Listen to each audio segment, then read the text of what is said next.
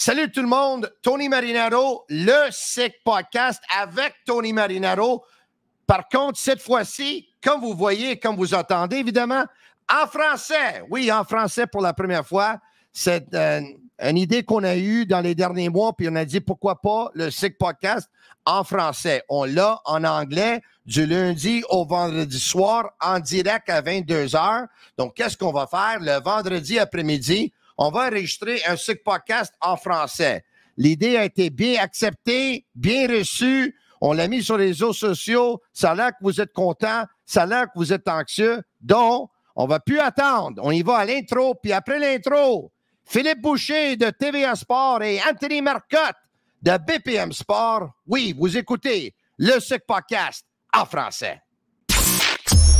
Montez le volume parce que vous êtes sur le point d'écouter le Sick Podcast avec Tony Marinaro. 55 seconds left in the penalty, a minute and 27 seconds left in regulation time. Boston 4, Montreal 3. Lafleur coming out rather gingerly on the right side. He gives it into Lemaire, back to Lafleur. Oh! Le podcast le plus malade des Canadiens de Montréal. Un divertissement sportif sans pareil. Propulsé par Énergie Transport, déterminé à être différent. La Bite à Tibi, embrassez votre vraie nature. Et Playground, votre destination de jeu par excellence. Ça va être malade! Et oui, merci beaucoup à tous nos partenaires et tous nos commanditaires. Énergie Transport, un fournisseur de services logistiques complets de premier plan couvrant l'ensemble de l'Amérique du Nord, déterminé à être différent. Et aussi, à Playground, découvrez un monde de luxe au Playground, explorez l'agrandissement de 30 000 pieds carrés avec des jeux palpitants, des repas gastronomiques et du divertissement en direct. Situé juste après le pont Mercier, à quelques minutes du centre-ville de Montréal, Playground, faites l'expérience de la strip sans le voyage et aussi de la Bite à Tibi. Ils ont lancé leur nouvelle Ultra Lager, une bière rafraîchissante, parfaite pour les journées fraîches de l'automne, avec seulement 90 calories, 2 grammes de glucides, 4% de VAB par canette, disponible en emballage de 6 et 12 dans les épiceries et tous les magasins à travers la province du Québec. Ultra légère, ultra rafraîchissante. Merci beaucoup d'être là pour le tout premier Le Sick Podcast ici. Je suis Tony Marinaro et j'ai le plaisir de vous introduire deux personnes que vous connaissez très bien. Ils n'ont pas besoin d'introduction, mais je vais le faire quand même. De TVA Sport, Philippe Boucher, ancien joueur de la Ligue nationale, et Anthony Marcotte de BPM Sport, qui est descripteur pour les matchs du Rocket de Laval, évidemment. Messieurs, comment ça va? Très bien. Très bien, très bien. Ça fait changement, ça va prendre un peu de temps pour que les mots, puis même les noms me sortent de la bouche. J'ai même eu de la misère avec Boucher. Mais ça va venir, ça va venir. Les gars, merci d'être là pour le tout premier. Là. Je pense qu'on va avoir beaucoup de fun. On va essayer de faire des émissions. Quand tu fais beaucoup d'émissions, ça prend un peu de fraîcheur. Donc, j'amène des collaborateurs comme vous, dont je n'ai pas vraiment toujours la chance de parler. Je pense que ça va être très intéressant. Il y en a d'autres qui vont se joindre au groupe, mais encore une fois, merci d'être là. Les gars, les Canadiens étaient de retour à la pratique aujourd'hui après 4 défaites consécutives. Et si on regarde les trios qui étaient là sur la glace et qui vont faire face aux Blues de Saint-Louis samedi soir, mais les gars, c'est les mêmes trios que lors du dernier match. Premier trio, Suzuki avec Doc à droite, Caulfield à gauche. Deuxième, Evans avec Gallagher à droite, puis Anderson à gauche. Troisième, Newhook avec Kapanen à droite, puis Armia à gauche. Puis quatrième, Dvorak avec Heinemann à droite et Pezzetta à gauche. Messieurs, on va commencer avec toi, Phil, pour un deuxième match consécutif. Kirby Dach à l'aile droite. Ouais. Est-ce que c'est parce que Martin Saint-Louis s'est dit, tu sais, je vais lui donner 3 matchs, ou je vais lui donner 4 matchs, ou je vais lui donner 5 matchs, ou est-ce que c'est parce qu'il peut-être il s'est dit, tu sais, dernier match à l'aile, là, je l'ai aimé plus que je l'ai aimé au centre toute l'année, là. Ben, les entraîneurs, ils vont de manière différente. Moi, j'étais plus instinctif. Je changeais les choses pendant les périodes de match en match. Il y en a qui vont faire, comme tu l'as dit, là, on va faire un changement. On va le garder pour 2 matchs, 3 matchs, 4 matchs, peu importe comment que ça va. Puis après ça, on verra si le joueur a bien fait.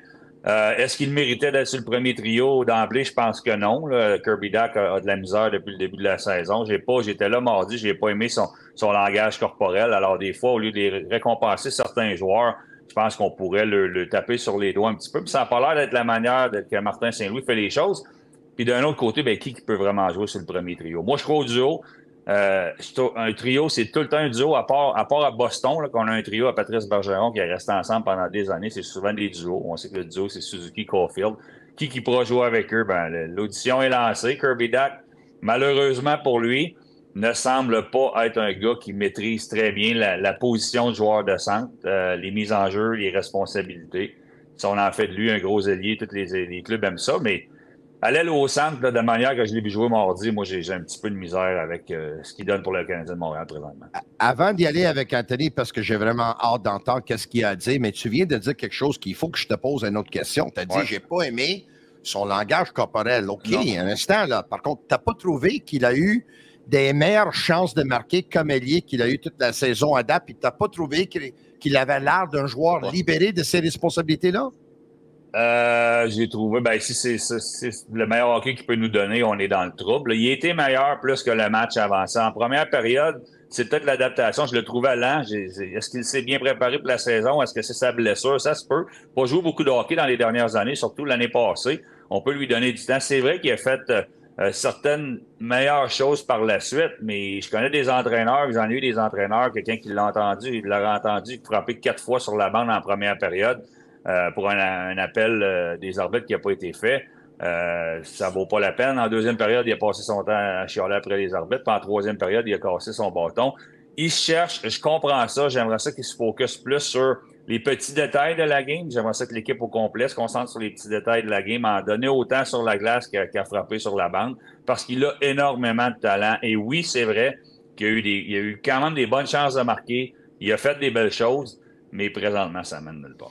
Anthony Marcotte, ce gars-là, il y a quelque chose, là, le Rocket de Laval, ils ont un match ce soir, puis lui, il se présente à la Place Belle à Laval, peut-être à 9 h le matin, peut-être même plus tôt que ça, puis il est là toute la journée, toute l'après-midi, tout le soir, il appelle le match. Il fait pas seulement le descripteur pour les matchs du Rocket à BPM Sport, mais aussi reporter pour les Canadiens. Anthony, Philippe vient de dire, je suis pas sûr qu'il méritait sa place sur le premier trio. Veux-tu enchaîner là-dessus? Ben oui, je suis entièrement d'accord avec Philippe. En même temps, je pense que le Canadien veut trouver tous les moyens possibles pour le relancer. Et je pense qu'encore une fois, il va finir par retrouver sa place au centre du deuxième trio. Je pense que c'est ça l'objectif. Présentement, il y a une opportunité de le placer là. On veut qu'il débloque. Il y a eu quand même quelques bonnes opportunités, mais ça n'a pas été un grand match pour Kirby Dach. Puis moi, cette semaine, je l'avais avec moi dans le vestiaire. Puis à un moment donné, les caméras sont parties. Puis je pense que je lui ai posé la dernière question à la fin. On dirait que c'est comme ouvert un petit peu plus quand les caméras étaient fermées. J'ai dit, c'est-tu plus difficile pour un gars qui veut revenir sur le droit chemin après une longue période d'absence? Puis en plus, l'équipe connaît beaucoup de ratés. Il n'y a pas eu le choix de répondre oui. Je veux dire, je m'en mets déjà beaucoup sur les épaules pour essayer de me replacer. Puis en plus, on connaît des ratés, puis je veux faire partie de la solution. Alors pour moi, des gestes de frustration, c'est normal d'une circonstance comme celle-là parce qu'il veut s'en sortir. Il y a des doutes dans l'esprit d'un paquet de gestes sur sa capacité à se replacer. Et es-tu capable de rester un joueur de centre à long terme dans la Ligue nationale? Mais forcément, on n'est pas capable de répondre à ça encore. Il a assez peu joué l'an passé pour qu'on y aille de ces constatations-là. Puis quand on le place au centre, mais il ne gagne pas ses mises au jeu. Alors tout part par là. Je veux dire, il est en bas de 40 % d'efficacité. Ça va être très dur pour lui de survivre dans la Ligue nationale s'il n'est pas capable d'améliorer cette facette du jeu-là. Oui, puis me semble, la moyenne, la dernière fois que j'ai vérifié, me semble que c'était 35,3 % à date dans sa carrière. Il est dans la Ligue nationale depuis 6 ans. OK. Il a arrêté peut-être environ 2 ans à cause de blessures. Mais là, déjà à 4 ans, puis plus que 1000 mises en jeu, c'est déjà un très bon échantillon à long terme pour savoir qu'il y en arrache dans les mises en jeu. Ça ne veut pas dire qu'il ne peut pas être un joueur de centre, mais tu sais, il y en a plusieurs qui pensent que peut-être il n'est pas au sommet de sa forme à cause qu'il a fait la réhabilitation sur le genou, mais là, la remise en forme, puis dans le fameux game shape, comme on dit, est complètement une autre affaire. Moi, Anthony, le dernier match, je l'ai vu à un moment donné en repli défensif, ça avait l'air laborieux en tabarouette. Ouais. Ouais, il a l'air d'un gars dans une ligue de bière, un petit peu. Là. Excuse-moi, c'est un terme que j'ai utilisé avec mes chums dans les estrades, mais c'est un petit peu ça. Là. C'est pas... Il faut lui donner du temps. C'est quoi du temps? C'est une dizaine de matchs, je pense. Là. Mais il y a beaucoup l'attitude aussi, je pense, qui est important. Là. Dans l'entrevue d'après-match, de lui-même de dire on a eu les bonnes chances de marquer, on a fait des bonnes choses, il faut jouer mieux, il faut marquer plus de buts. Excuse-moi, tu as perdu 7-2, peut-être que tu t'en donnerais moins aussi, ça aiderait un petit peu. Fait que, tu sais, tu te cherches, tu as de la pression de produire offensivement, c'est normal que pour lui, il est encore en camp d'entraînement pratiquement. Là. Faut être patient, mais j'espère qu'il après les, comme Anthony dit, j'espère qu'après les entraînements, il reste une demi-heure à faire des mises au jeu, puis qu'il fait sa petite demi-heure de vélo après le match pour revenir en game shape, pour revenir efficace. Même si tu es à l'aile, tu vas t'appeler de prendre des mises au jeu puis d'être un vrai professionnel. C'est sûr que ses débuts professionnels n'ont pas été faciles avec multiples blessures. Là, j'en ai manqué à peu près 400 games par blessure, je sais quoi. Puis j'en ai eu à un jeune âge, mais on lui donne toutes les opportunités. Moi, j'aimerais le voir en profiter un petit peu plus. Anthony, lors d'un récent podcast, me semble, c'était quand mardi soir, après la défaite contre les Rangers, j'avais Maxime Lapierre comme invité, évidemment, de la Poche Bleue. Puis Maxime, il dit, tu sais, je regarde l'alignement au complet. Il dit, c'est quoi l'identité du club? Donc, lui a donné son identité, moi, j'ai donné mon identité. Puis là, on a parlé de la vitesse. Et on a parlé de la vitesse sur le patin. Puis Max, il a dit, ils n'ont pas beaucoup de joueurs qui ont un bon coup de patin. Tu sais, il a dit, Suzuki, non. Doc, non. Gallagher, non. Armia, non. Caulfield, il est agile, mais il n'est pas vite. Hudson, il est agile, mais il n'est pas vite. Là, on faisait le tour de tous les joueurs. Anthony, penses-tu que c'est un gros problème avec les Canadiens ils n'ont pas beaucoup de patins? Le patin, c'est une chose. L'exécution, c'en est un autre aussi, je pense. Tu sais, si tu n'es pas capable d'exécuter dans le territoire offensif, tu n'en marqueras pas des buts non plus. Tu as raison que je ne pense pas que c'est une grande force du Canadien, la vitesse. Il y a des clubs certainement plus rapides que le CH présentement dans la Ligue nationale. C'est vrai que c'est une équipe qui est à la recherche de son identité actuellement. Quel genre de profil on va être capable de présenter quand ça va se replacer? On le souhaite tous, là, ça va finir par se replacer, puis le Canadien va avoir certainement ses séquences pendant la saison. Quel genre d'identité on va être capable quand on va avoir pris un air d'aller, match après match? Je ne suis pas capable de te répondre. Philippe? Oui. Est-ce qu'ils ont du patin, oui ou non? C'est moyen. Honnêtement, Madison est un très, très bon patineur. Il y en a quelques-uns, là, mais c'est pas le. Puis j'aime ce qu'Anthony dit. Être rapide, c'est une chose. McDavid, on le sait. McCarr, c'est des patineurs exceptionnels. Il y en a beaucoup dans la Ligue nationale, ça va très vite, mais l'exécution est importante. C'est là que ça fait défaut un petit peu. Chez le Canadien de Montréal, moi, ce que j'ai remarqué mardi, c'est qu'on a pris une décision d'organisation. Hein, puis les journalistes le souhaitaient, je crois, les panélistes ou les partisans, plusieurs le souhaitaient. L'organisation le souhaitait, a décidé que ça allait être ça, qu'on allait avoir des jeunes défenseurs. Bon, on avait 4 jeunes défenseurs. L'autre soir, on s'expose de ce côté-là, on aura une chance d'y revenir. Ben, à l'attaque, oui, c'est un jeune joueur d'attaque, mais Slavkovski manque grandement. Là. On ne peut pas se permettre d'avoir 2 blessures chez le Canadien de Montréal dans le top 6. L'année, on est allé chercher pourquoi? Pour pousser. Caulfield joue du bon hockey, marque des buts, là, joue quand même du bon hockey. Pourquoi? Probablement que pendant tout l'été, il s'est dit, moi, je suis aussi bien de m'entraîner, puis je vais bien faire les choses parce que je veux rester sur le premier trio, je veux rester sur l'avantage numérique. Il y a une certaine motivation, tu te pousses entre autres, mais là, il te manque un gars que tu es allé chercher dans l'année qui est capable de marquer une trentaine de buts.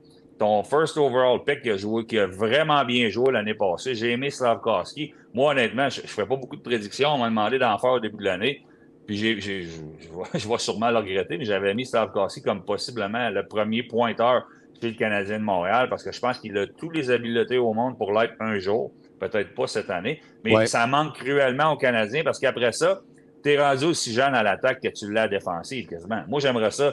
Tantôt, tu montais les trios. Excuse-moi, là, Anthony peut répondre à ça beaucoup mieux que moi parce qu'il le voit jouer. Là. Mais Alex Barré-Boulet devrait être dans l'alignement présentement. On ne marque pas de but. Il est un petit peu plus vieux. Il a goûté à la Ligue nationale. Il mérite une chance. Je regarde les joueurs qui sont là. Je les aime beaucoup. Pezzetta, ça aurait été sûrement un excellent coéquipier, sûrement une bonne personne parce que lui, s'il y a un gars qui a une chaise année après année, là, comme Martin dit, trouve-toi une chaise, bien, lui, il l'a trouvé. Mais moi, je détesterais pas quand on est si jeune que ça, quand c'est difficile, quand on s'expose pratiquement autant à l'attaque qu'à la défensive, qu'on rappelle des gars, peut-être de la Ligue américaine, qui méritent une chance, qui sont capables de produire, parce que tu peux pas te mettre à faire 90 points par année si tu n'en as pas fait 90 juniors, puis 90 au collège, puis 150 dans le bantam. Là. C'est des joueurs offensifs, c'est des joueurs offensifs. Des joueurs de rôle, c'est des joueurs de rôle. Le Canadien en a quelques-uns. Ouais. Puis dans les jeunes, ben, je suis pas sûr qu'il y a des joueurs dans ça qui sont prêts à produire, à jouer sur le deuxième avantage numérique et faire produire cette unité-là. Puis Alex Barré-Boulet, selon moi, pourrait faire ça pour aider le Canadien présentement. Personne mieux placé de parler de Alexandre Barré-Boulet que Anthony Marcotte qui couvre le Rocket et le Canadien. Anthony, moi, je te pose la question, toi qui l'as vu. Est-ce que Barré-Boulet est un joueur de la Ligue nationale ou un joueur qui est trop bon pour la Ligue américaine, mais il lui manque quelque chose pour être un régulier dans la Ligue nationale? Bien, pour l'instant, il est effectivement identifié à la deuxième option, Tony. Mais maintenant, à part là, sa tasse de thé qui a passé dans l'organisation du Kraken, là, ça a duré à peu près 2 semaines, puis il est revenu à Tampa. Là.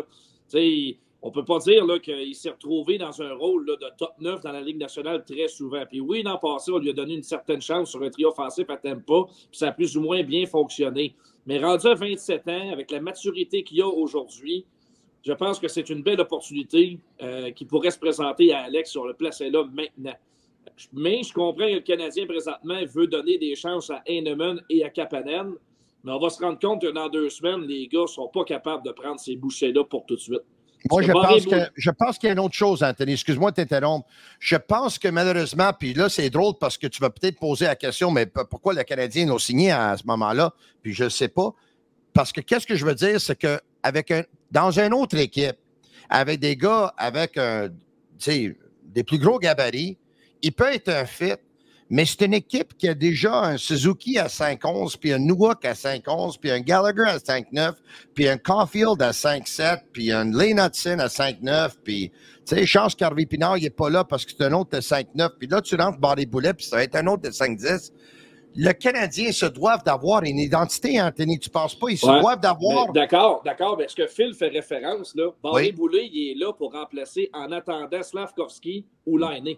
C'est là qu'il faut que tu l'amènes. Okay. C'est ça que le Canadien, pour moi, avait dans la tête lorsqu'on l'a amené avec un contrat one-way. On se dit c'est un gars tweener qui est entre les deux niveaux. Puis quand on a besoin d'un gars offensif à l'aile, c'est Barré-Boulet qui s'en va là. Mais là, bien désolé, mais c'est pas ça qu'on fait. Kapanen a surpris. Parfait. Là, on le place là. Mais moi, écoute, là, je sais que c'est trop restreint. Puis ça a été totalement épouvantable mardi. On va lui donner un autre match, puis peut-être 2 en fin de semaine. Mais moi, personnellement, Kapanen, c'est beau, mais il n'est pas capable de jouer top 6 maintenant dans la Ligue nationale, selon moi. Phil, en parlant de les joueurs blessés, tu as parlé de Slavkovski. Évidemment, les Canadiens se sont entraînés plus tôt ce matin à Brossard. Slavkovski n'a pas pris part à l'entraînement. Caden Gooley n'a pas pris part à l'entraînement. Justin Barron, lui, il a patiné en solitaire avant l'entraînement. Donc, encore une fois, les trios sont les mêmes que le dernier match. À la défense, en voyant que Barron n'est pas là, Arber Xhekaj va jouer. Les gars, j'ai trouvé ça un peu drôle, par contre, à matin, que le Canadien envoie un tweet pour dire qu'Arber Xhekaj réintégrera la formation. C'est pas la première fois que ça se fait, mais je pense qu'à cause qu'il est un joueur populaire et que il y a eu la mise en échec de Trouba dernier match, puis les partisans demandent pour avoir Xhekaj de retour dans l'alignement. C'est peut-être une raison pour laquelle le Canadien l'ont tweeté, je ne sais pas. Mais le Canadien annonce que Xhekaj va jouer samedi, Montembeault va être le gardien de but partant, et c'est Caden Primo qui va avoir le départ le lendemain à Philadelphie. Phil? Ben, c'est correct. Écoute, je ne critiquerai pas ou c'est bien. Xhekaj est quelqu'un aimé à Montréal. On l'aime beaucoup. Tu sais, on a souffert pendant les dernières années. On n'a pas joué du bon hockey. C'est pour ça qu'il a pu jouer dans la Ligue nationale. On avait une défensive très jeune. On n'avait pas grand joueur pour réintégrer l'alignement de ce côté-là. Il en a profité puis il s'est fait aimer des partisans. Tu sais, les partisans veulent s'identifier quelqu'un. Il a l'air d'un bon coéquipier. Il a l'air d'une bonne personne. On aime le jeu robuste. On veut le voir sur la glace. Moi, honnêtement, je veux le voir sur la glace, mais j'étais 100% d'accord avec les décisions de l'organisation de le laisser regarder du hockey. Il va probablement avoir un fin McGavock dans le line-up. Puis, il est probablement, j'allais dire juste un 5-6e. Tu sais quoi, tu peux faire une maudite belle carrière en 5e ou 6e défenseur, défendre tes coéquipiers, être apprécié de tous, te trouver une chaise, avoir un rôle important dans une organisation. Puis ça sera au Canadien de Montréal de voir si un jour on a trop de bons jeunes défenseurs, mais qu'est-ce que tu fais? Tu fais ce que Nashville a fait pendant des années et des années et des années. Tu échanges un défenseur de premier plan, tu vas jouer. Comment on va trouver un joueur de centre numéro 2 à Montréal? Est-ce que ça va être Kapanen? Pas présentement. Est-ce que c'est Dak? Je le sais pas. Est-ce qu'on va être capable de faire une transaction pour aller en chercher un? Si un jour il y en a un disponible, probablement justement grâce à Jacky va assumer un certain rôle, puis à un moment donné, on va dire, regarde, on sacrifie qui? Là, je ne veux pas nommer personne, je ne veux pas dire qu'on devrait changer, surtout pas les Hudson, mais peu importe. À un moment donné, ils ne pourront pas tous jouer. Tu as juste 6 défenseurs qui peuvent jouer pour le Canadien de Montréal. Puis moi, j'aime le fait que Jacky soit dans l'alignement. Si tu me permets, le choix d'organisation d'être jeune, c'était flagrant, c'est pas facile. J'ai jamais vu un but. C'est la première fois dans la Ligue nationale que je vois un but, que tout le monde pense que c'est un hors-jeu, on ne sait pas trop, on se parle pas, le gardien parle pas. Tu as 2 jeunes défenseurs qui s'en vont en arrière, puis on se fait marquer. Mais tu sais quoi? J'ai pas le goût du tout de critiquer les 2 jeunes ou le gardien de but qui aurait dû parler parce que c'est l'organisation qui a décidé que ces 2 jeunes joueurs-là, avec 3 matchs d'expérience, puis 56 matchs d'expérience pour Strabo, si je ne me trompe pas, pouvaient jouer ensemble, devraient jouer ensemble en cas de blessure, c'est ça que Goulet nous manque, contre les Rangers de New York. Est-ce que ces 2 gars-là pouvaient être nerveux? Absolument. Tu regardes le top 6, l'autre bord, tu regardes les trios, il y a des gros bonhommes. C'est ton 3e match dans la Ligue nationale, tu es au Centre Bell, il y a du monde, tu vois les légendes sur la glace. Ouais. Et c'est l'organisation qui a décidé ça, d'être jeune comme ça. Ça, moi, j'y crois pas. D'avoir 4 jeunes défenseurs en bas de 23 ans, d'en faire jouer 2 ensemble. Il manque un vétéran, il manque la présence d'un vétéran. Moi, à 19 ans, j'ai joué dans la Ligue nationale, mais je jouais avec Grant Ledger, je jouais avec Randy Muller, je jouais avec Doug Bodger, tous des gars dans la trentaine qui m'aidaient, qui m'encourageaient, qui prenaient le blanc quand on faisait des erreurs.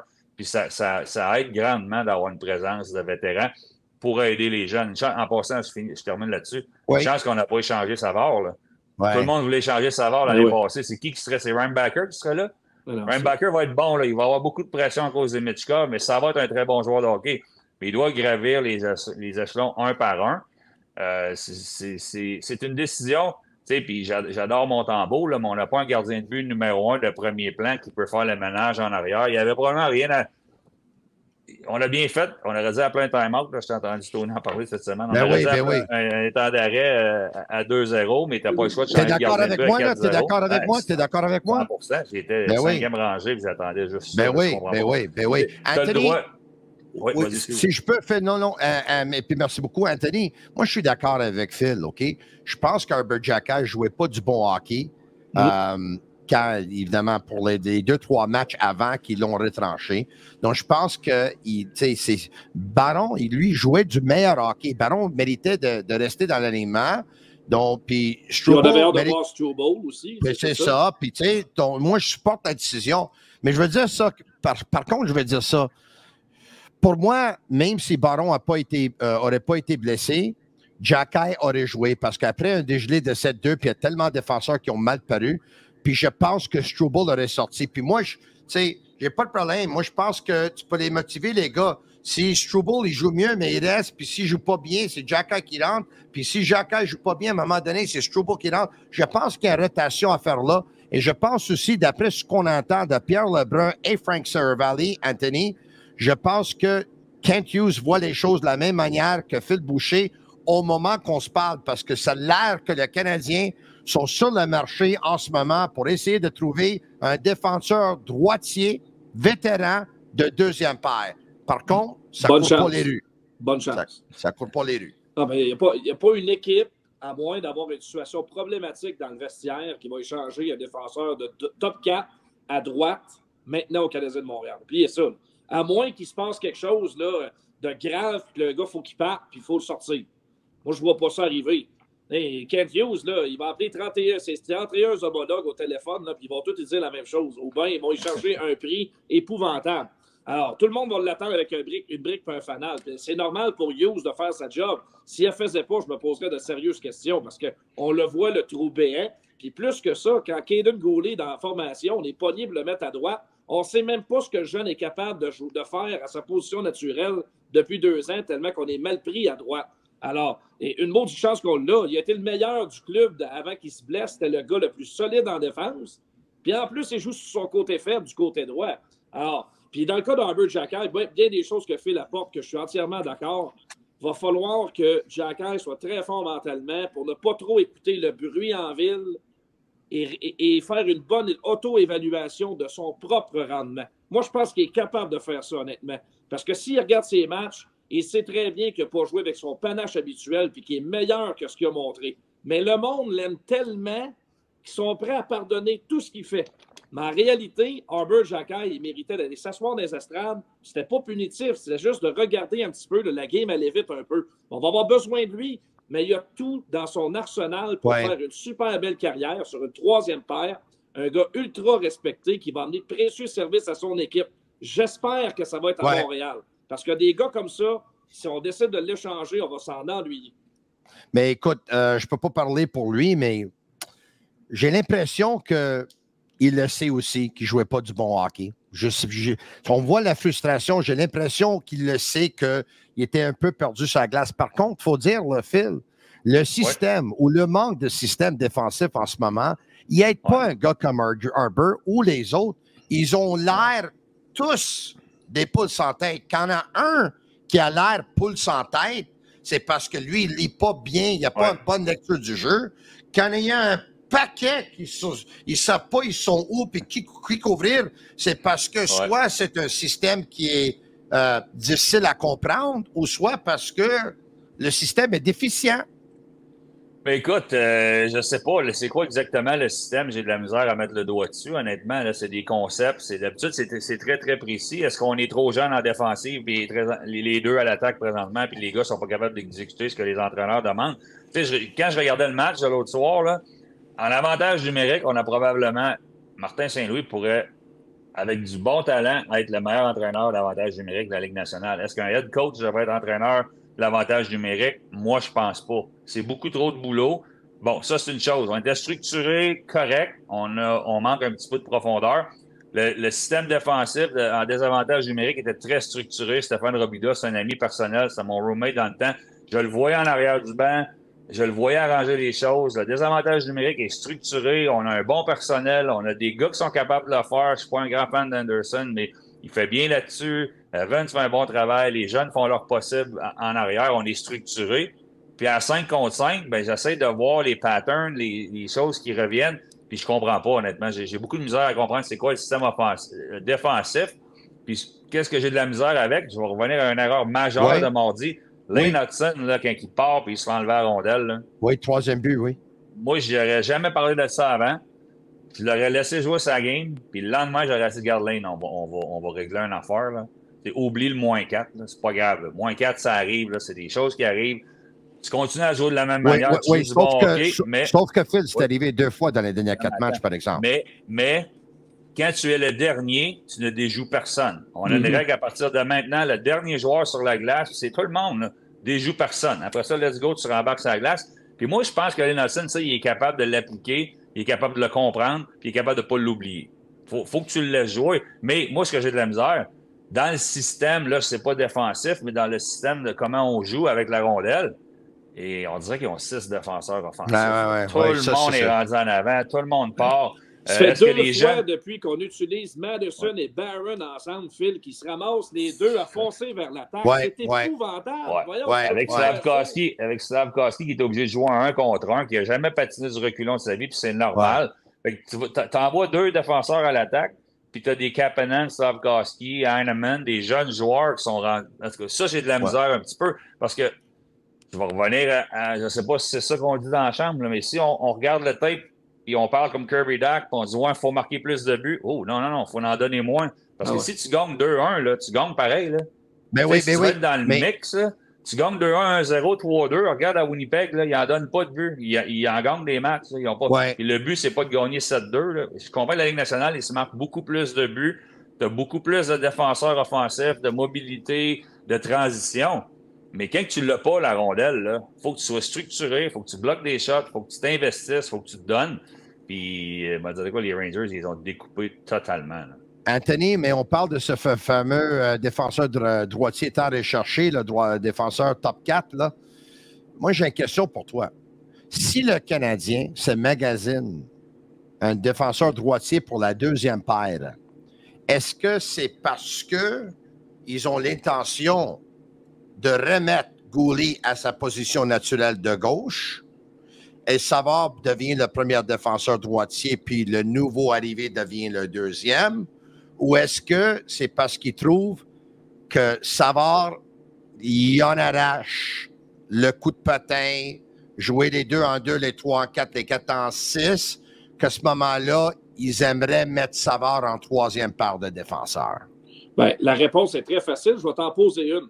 Quand David Savard a gagné la Coupe Stanley à Tampa Bay, où est-ce qu'il jouait? Dans une troisième paire. À droite, sur la troisième paire. Exact. Et sur la deuxième infériorité numérique. Ça veut tout dire. Puis là, oui, le Canadien lui en demande trop. T'as raison, Anthony, t'as raison. Tu sais, dans un bon club, David Savard, il joue sa troisième paire à droite. Là, il joue trop. Puis là, il est exposé parce qu'il joue trop. Oui. Dans le quatrième match en 6 soirs, ça a été très difficile pour David. Parce que là, les jambes, là, ils commençaient à pomper l'huile un brin. La misère à suivre. La misère à suivre. C'est rien contre lui. Puis c'est encore un gars extrêmement utile à ce club-là. C'est juste que ses responsabilités, c'est normal, doivent diminuer, rendu à 34 ans. Tu sais. Phil, en terminant, il en reste 2 sujets pour moi. Un, c'est l'avantage numérique, puis ensuite, on va poser une question à Anthony concernant Laval. Mais on amène un regard d'un tweet d'Anthony Martineau, plutôt aujourd'hui, de TVA Sport, qui était à l'entraînement. Après un entraînement d'1 heure, le CH débute une deuxième séance axée sur les unités spéciales. Avantage numérique, première vague. Caulfield, Suzuki, Newhook. Doc, Matheson, deuxième vague. Armia, Kapanen, Gallagher, Heinemann, Hudson. Je vais laisser ça à l'écran, s'il vous plaît, Shane, si je peux.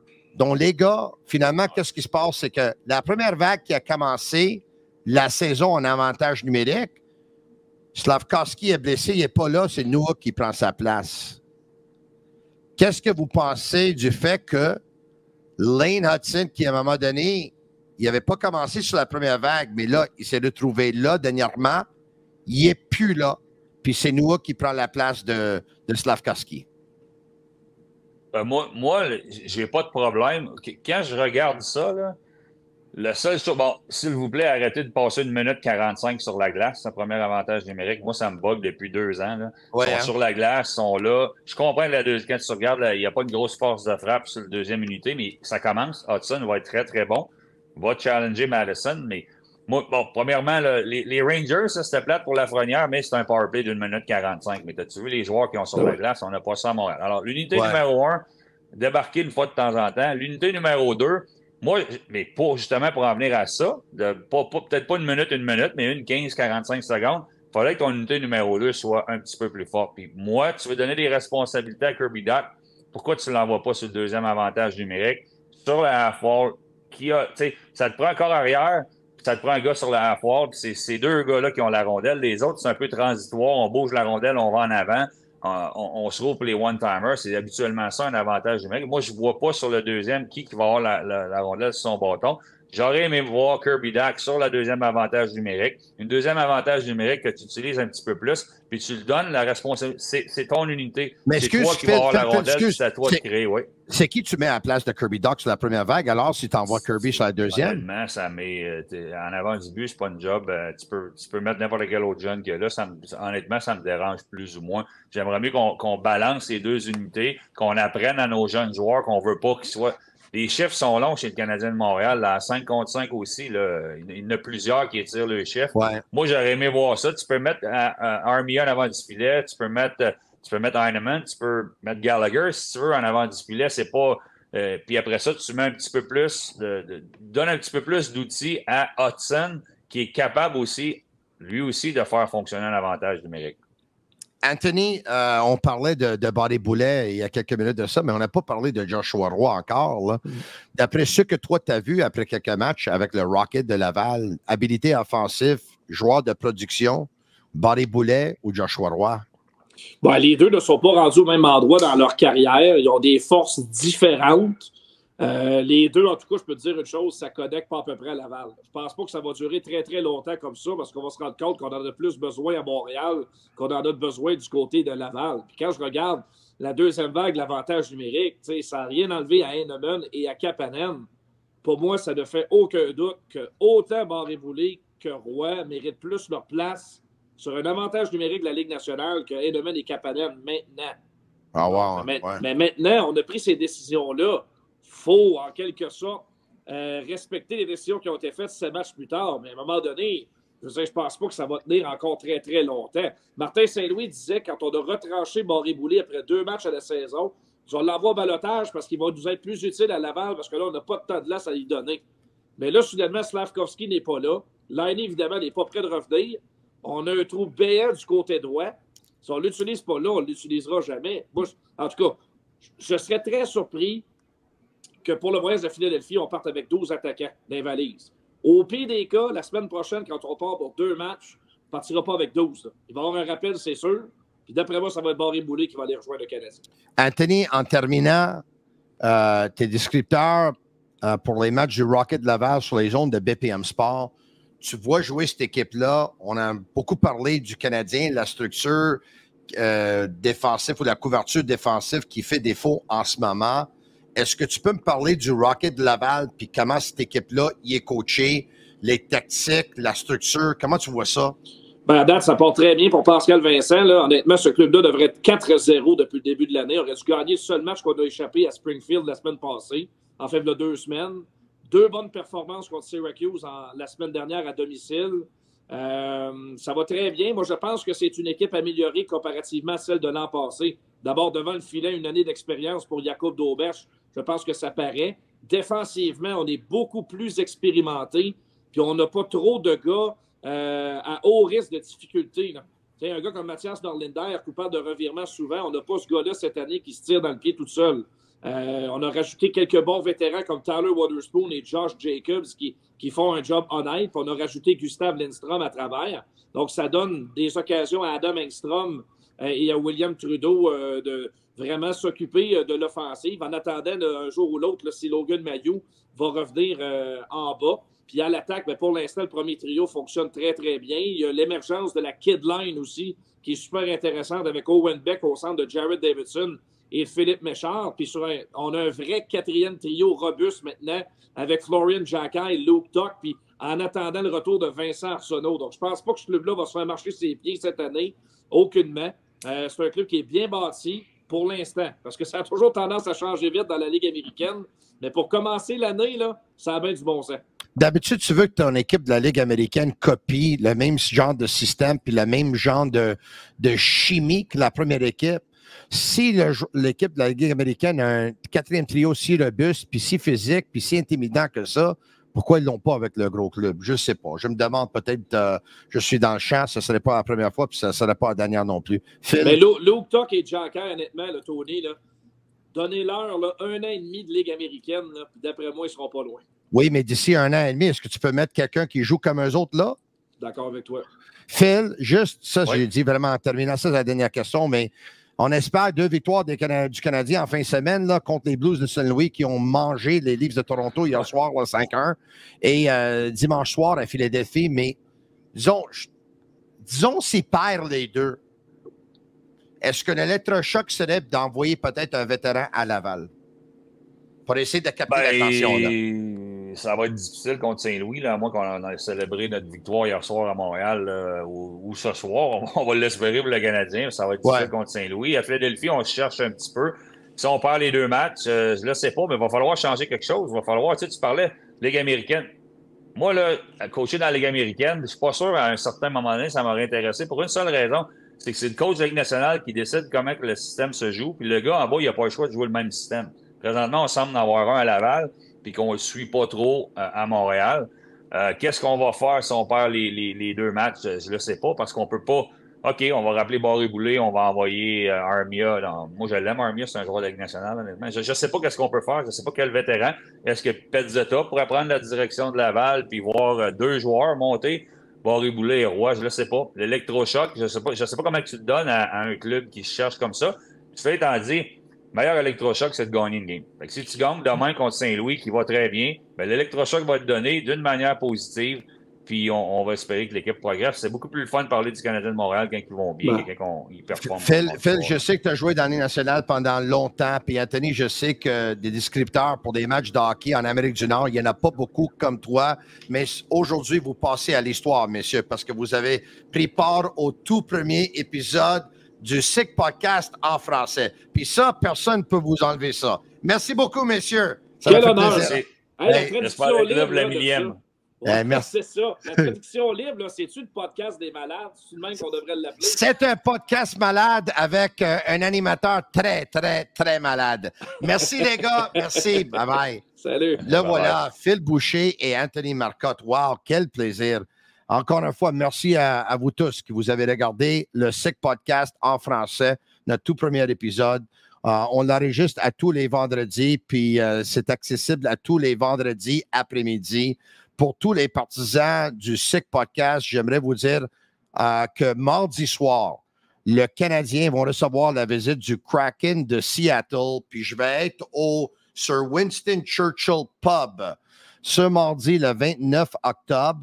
Je vais regarder le match, j'espère, avec vous. Donc, si vous voulez vous présenter, je vais être là. C'est sur la rue Crescent, au centre-ville de Montréal, au 1455, la rue Crescent. Et après le match, évidemment, je m'en vais en onde avec le podcast en anglais. Chris Nyland va être en direct avec moi après le match. Il s'en vient tout de suite après le match. Puis comme d'habitude, Maxime Lapierre va être mon invité. Je ne sais pas si Maxime va être sur place, mais je peux t'assurer que Chris va être là après le match. Mais si Maxime va être à distance, il va être à distance. Donc, si vous voulez regarder le match avec moi, ça va me faire énormément plaisir de regarder le match et discuter avec vous. Encore une fois, merci infiniment. Merci à Phil Boucher, merci à Anthony Marcotte et merci beaucoup à Shane Gaumont à la mise en onde. Merci beaucoup à tous nos commanditaires et tous nos partenaires. Vous pouvez nous suivre évidemment sur YouTube. Vous venez de regarder le podcast malade, c'est le Sick Podcast. Merci. Bye-bye. Le Sick Podcast avec Tony Marinaro, propulsé par Énergie Transport, déterminé à être différent. La Bite Atibi, embrassez votre vraie nature. Et Playground, votre destination de jeu par excellence.